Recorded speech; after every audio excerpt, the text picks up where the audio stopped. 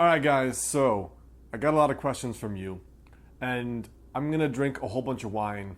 I don't know, like, from a scale of like 1 to hammered, where I'm gonna be by the end of this. Ideally, the more hammered, the better, but I have to do an IKEA run after this, so I'm not sure. We're gonna see. If you ever tried assembling furniture when you're hammered, it's not a good idea. So, I'm doing my first Q&A here, and I'm taking a bunch of questions you sent me on Instagram, so if you don't follow me and you don't send me questions, you should.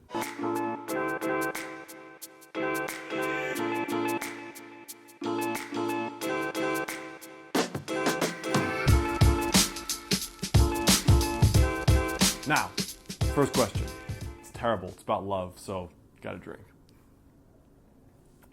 How to get over breakups, because a lot of people get into personal development after that, and maybe how to get over trauma or tragedy, like illness or a personal loss, from a personal development perspective. So it's complicated, right? This is a humongous thing. Like, people literally commit suicide over breakups, and people also kill themselves, whether it's literally or through drugs and alcohol after personal loss. And so I think the most important thing that unifies the two of these things from personal development perspective is to deal with it.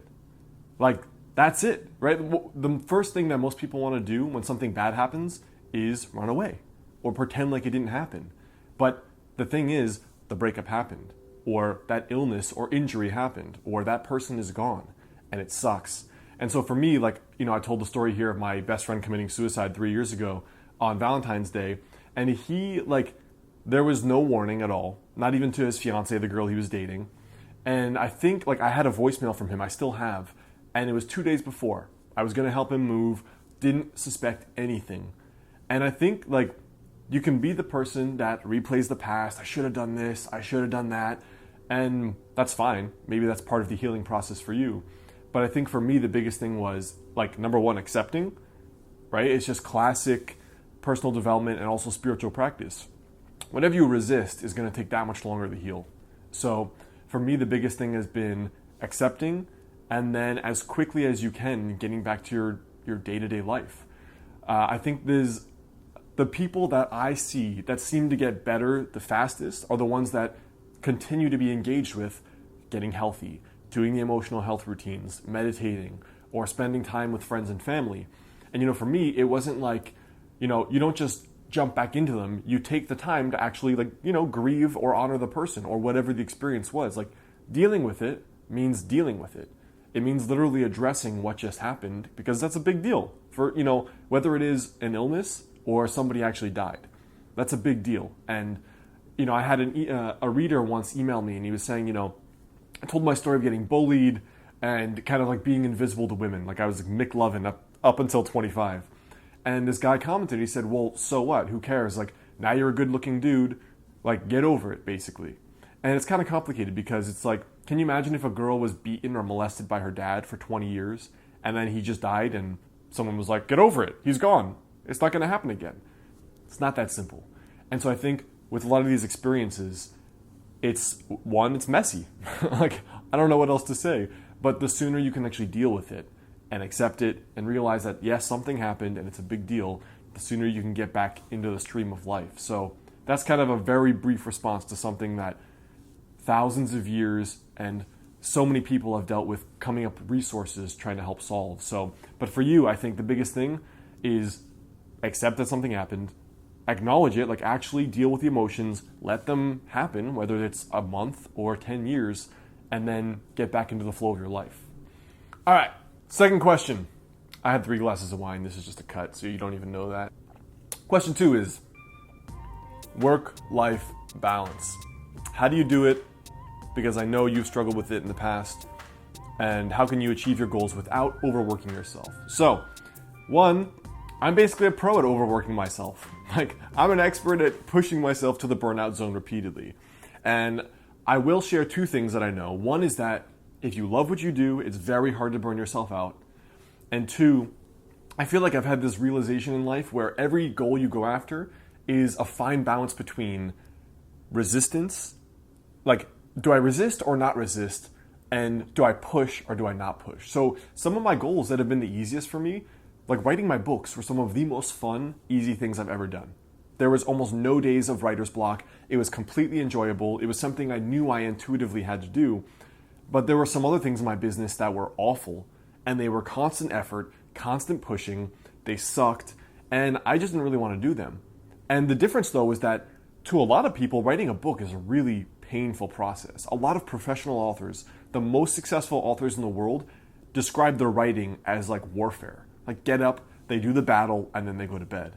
And I think the first thing is there's a big difference between the internal and the external. So the most guaranteed way not to burn yourself out is, first of all, take care of your health. Like, take care of the other aspects of your life.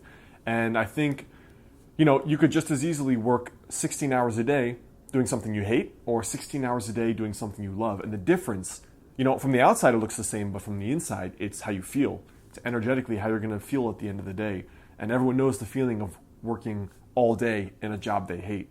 So first thing for me is, if you do more of the things you enjoy, it's harder to burn out.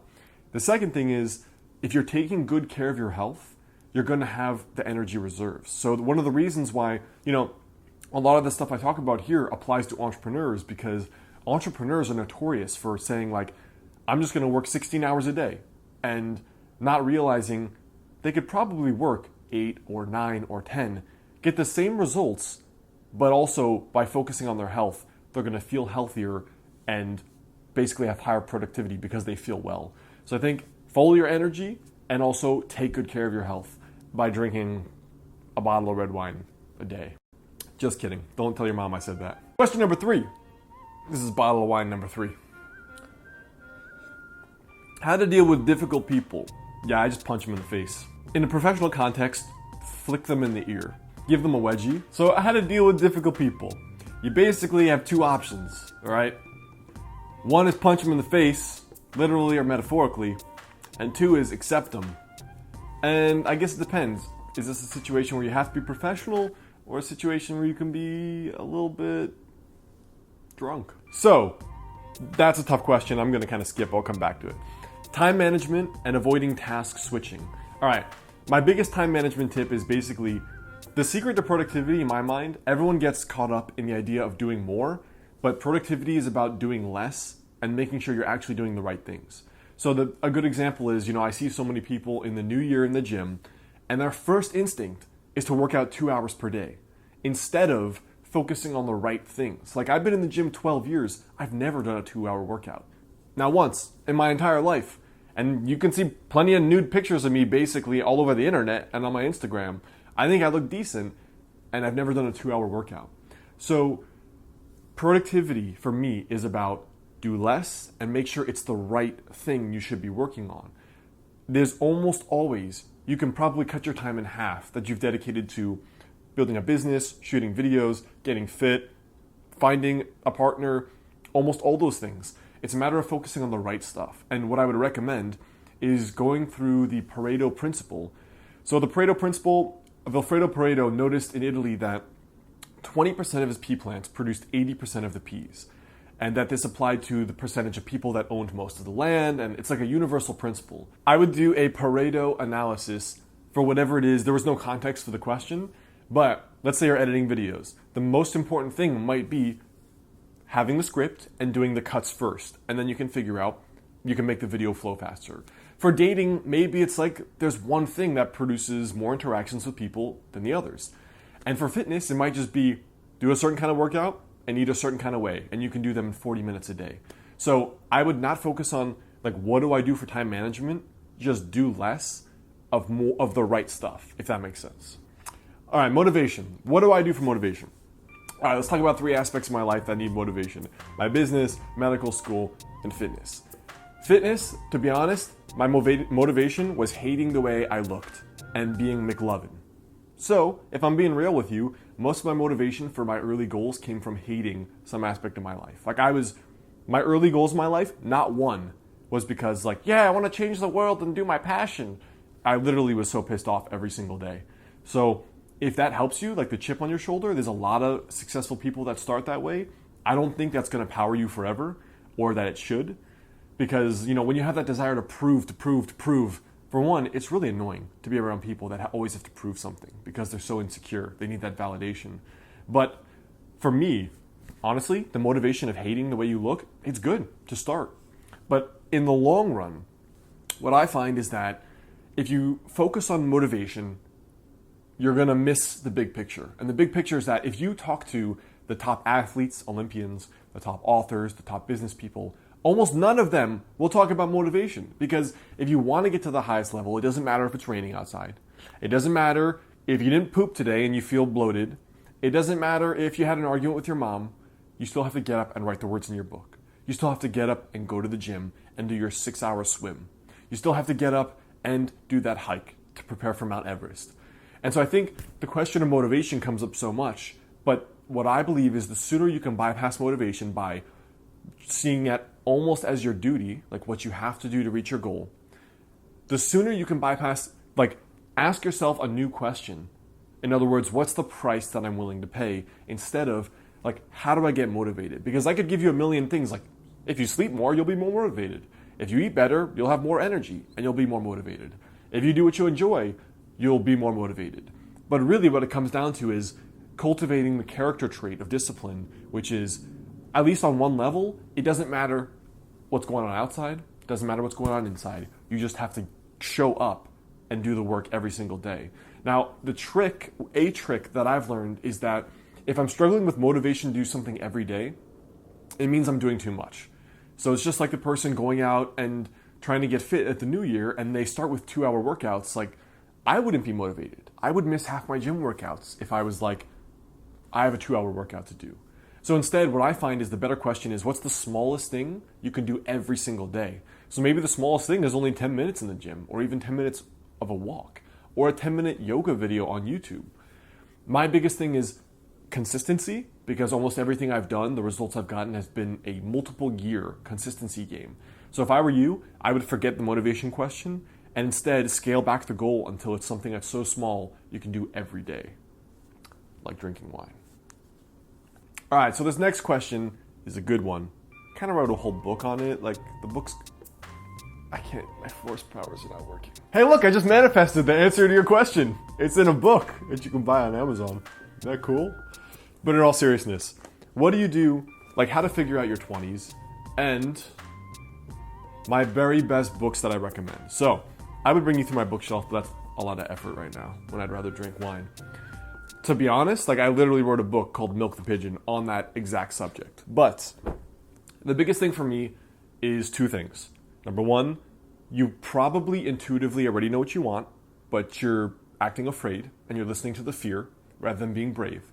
The first thing is you have to be brave and do exactly what your intuition wants and says, because you never know how good it could get if you're not trusting your intuition. So in other words, like I had no idea the day I uploaded to YouTube that within a year or 2 it would blow up. Like I had 2 years ago, I didn't even know I would be on YouTube, right? I had no interest. And yet it was one little intuition like, maybe let's do that. I'm getting tired of writing on my blog, and now this is the thing I love the most. So the thing is, number 1, you have to have courage. And number 2, make decisions out of a growth mindset and not scarcity. So I actually posted an Instagram story about this today where a lot of people make bad, dumb decisions in their 20s because they're afraid. They're doing things to prevent something bad rather than going towards something great. Now that could be traveling to a country. That could be going into a profession your parents don't get or don't understand. That could be licking wine off your fingers because you just stained a new carpet. And it could also be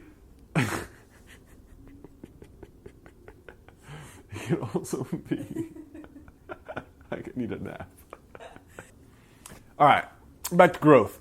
Basically, the mistakes I see people make, and to be clear, I've had a personal mastermind for lost 20-somethings for years, and it's the same problems. 1, people don't take any action. Like if you say to someone, I want to be a YouTuber, can you show me at least 50 videos you've uploaded? If not, don't complain, you're not getting results. And then the other thing with the action is, like I talked about, picking growth moves. So don't pick a job that makes like $70,000 because it's safe and secure. Pick it because you see that there's growth. Like if you want to just purely talk about money, the person who's going to make way more money is the person that picks the job with the most growth, even if it's the least pay right now, because it's the skills that are going to make you valuable later. So in my 20s, I never once took a job for money. I don't think there's anything wrong with it, but I always took jobs that led to growth. And now I'm in a pretty good position in my life. And the timeline, I think that 20-somethings think it's going to pan out, is almost never how it is in reality. There's a great quote that we overestimate what we can do in a year, but underestimate what we can do in 10 years. And I think I had nothing to show for my 20s, really. I mean, I traveled, I learned Chinese, I went to about 60 countries, but until 26, I didn't start anything entrepreneurial. But that was when I got into that mindset of always going for the thing that excites me and choosing growth over fear. So those are two really big principles. Obviously, Milk the Pigeon is an almost 300-page book on all the success principles I wish I knew in my 20s, but that is what I'd recommend for you. So I hope that helps you guys. I hope you drank more wine than I did, and I'm looking for more questions from you. I actually posted an Instagram story looking for video responses because I think it'd be cool if I could post your video response right here and then I could just reply that way. Thanks for your questions. Now, before you go, you can either leave a question down below, or I'd prefer if you follow me on Instagram and slide into the DM inbox stealthily. Not in a creepy way, please. I get enough of those. Like a straightforward but serious question with like 1% creep. And let me know the biggest questions you have right now that are bothering you. And otherwise, check out the last 2 videos that came out here, and then pour a glass of wine and don't tell your mom and dad that Alex said so. Okay? Cheers. Ciao. So,